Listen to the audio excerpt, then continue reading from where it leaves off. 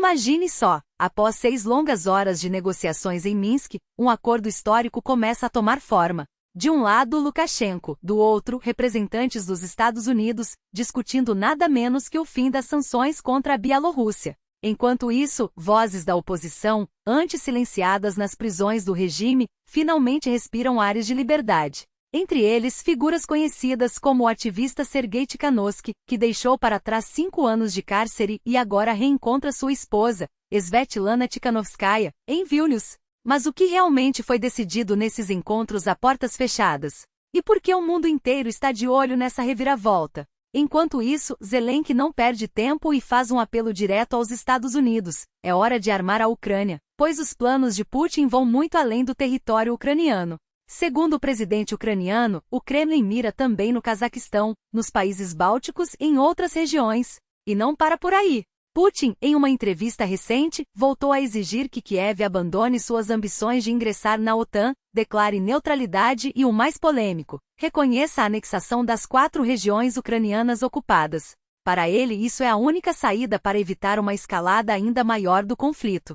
Mas será que o Ocidente está disposto a ceder? Do outro lado do mundo, a tensão não dá trégua. Os Estados Unidos movimentam seus aviões de guerra, preparando-se para novos ataques no Oriente Médio, enquanto o Ayatollah Khamenei, líder supremo do Irã, escolhe seu sucessor e lança duras críticas ao presidente turco, Erdogan, acusando-o de sabotagem. Ao mesmo tempo, o Irã convoca os países muçulmanos a se unirem contra Israel. E no Cazaquistão, uma nova batalha territorial se desenha, enquanto o Uzbequistão enfrenta um conflito cujas causas ainda são um mistério. O mundo parece estar à beira de um ponto de ruptura, e cada movimento conta. Mas voltemos à Europa, onde um escândalo de espionagem abala a Estônia. As autoridades locais acusam o mosteiro ortodoxo russo de ser muito mais do que um simples local de culto. Seria, na verdade, uma ferramenta da guerra híbrida russa no continente.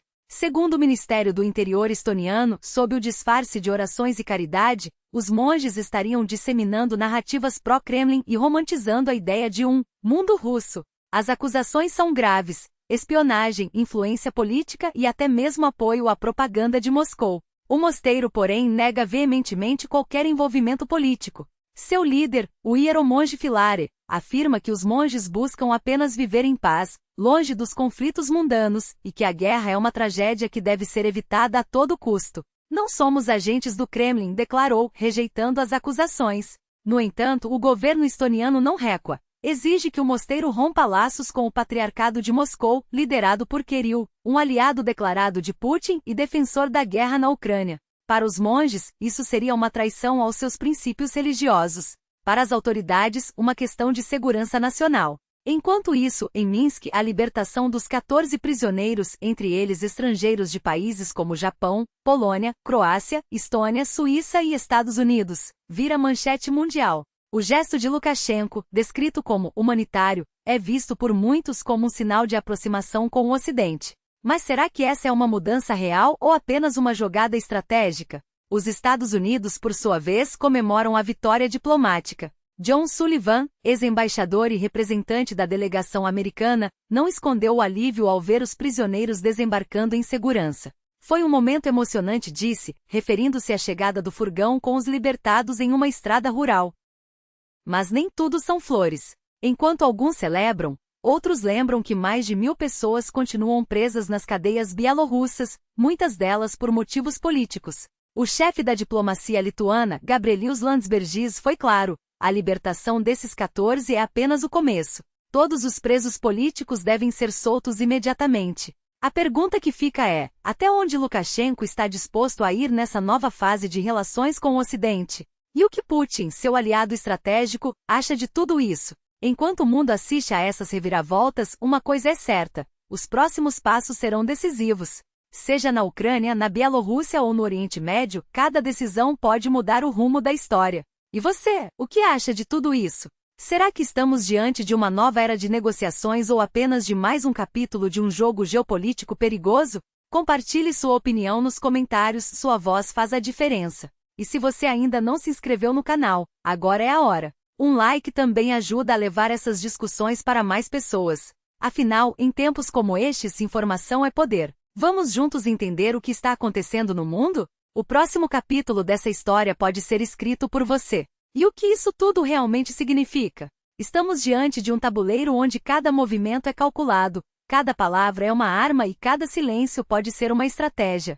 Putin fala em desnazificar a Ucrânia, mas o que ele realmente quer é reescrever a história, não apenas do país vizinho, mas de toda uma região que um dia esteve sob a sombra do Império Russo. Zelensky, por sua vez, não recua, pede mais armas, mais sanções, mais pressão. E enquanto o Ocidente debate se deve ou não ceder às exigências ucranianas, Moscou avança com sua narrativa de expansão, sugerindo que o próximo alvo pode estar além das fronteiras europeias. Mas será que o mundo está preparado para isso? Quando Putin diz que onde pisa o soldado russo, ali é a Rússia, ele não está apenas falando da Ucrânia. Está traçando um mapa de ambições que inclui Belarus, Moldávia, Cazaquistão e quem sabe até onde mais. Enquanto isso, a cúpula da OTAN em Washington se aproxima e as tensões só aumentam. A agenda foi reduzida, os debates foram cortados, e o que deveria ser um encontro estratégico se transformou em um jogo de concessões para manter Trump satisfeito. A Europa cede, os Estados Unidos priorizam Israel, e a Ucrânia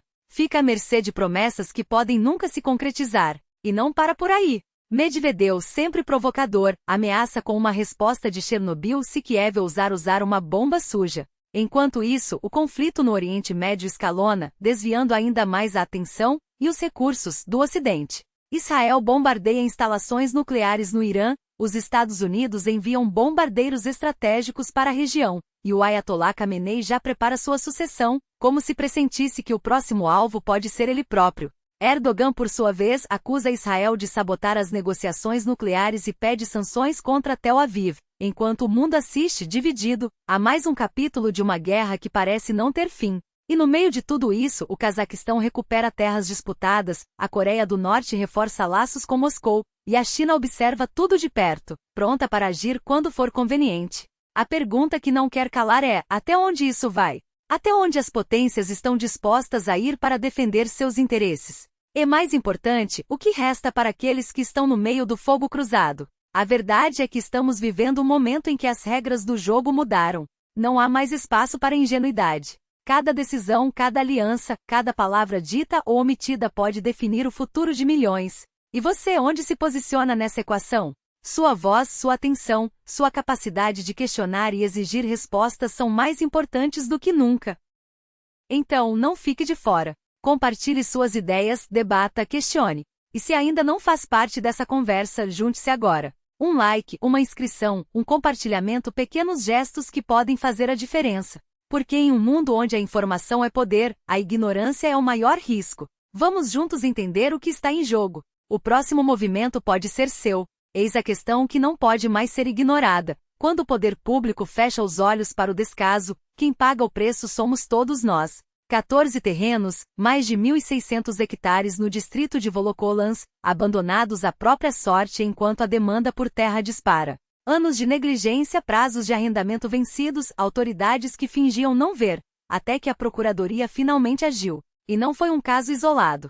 Antes disso, 26.000 hectares foram recuperados no distrito de Karatal, onde 38 áreas ficaram ociosas, sem produzir, sem gerar riqueza, sem cumprir seu papel. O recado é claro: se não há uso, não há direito. Mas será que essa é a solução definitiva? Ou apenas o começo de uma batalha maior? Enquanto isso, na Ásia Central, a guerra não é por fronteiras ou recursos, é pela sobrevivência. Uma praga silenciosa, mas devastadora, avança sem piedade. Mais de 50.000 hectares no Uzbequistão já foram tomados pela locusta migratória, a temida gafanhoto sexual, que devora plantações inteiras em questão de horas. As autoridades correm contra o tempo, pulverizando químicos em larga escala, monitorando cada foco de infestação.